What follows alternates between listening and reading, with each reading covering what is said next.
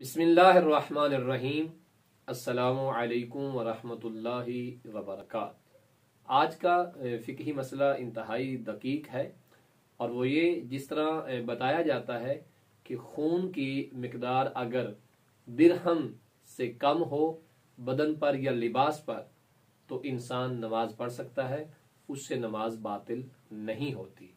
लेकिन एक खून ऐसा भी है कि अगर वो खून एक सुई के सुराख के बराबर भी इंसान के बदन पर या इंसान के कपड़े पे लग जाए तो उससे नमाज नहीं होती।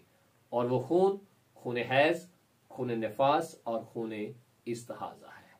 ये तीन खून अगर सुई के सुराख के बराबर भी बदन पर या कपड़े पे लग जाए तो उन कपड़ों से या उस बदन को पाक किए बिना नमाज इंसान नहीं पढ़ सकता। लिहाजा इन चीजों की तरफ मुकम्मल तवज्जो दी जाए। ये ना समझा जाए कि क्योंकि मशहूर ये है कि दिरहम या अंगूठे की इस मिकदार से कम अगर खून लगा हो तो नमाज ठीक हो जाएगी। ये अमूमी खून की बात हो रही है, लेकिन उन तीन खूनों का हुक्म अलग है। वसल्लल्लाहु अला मुहम्मद व आले मुहम्मद।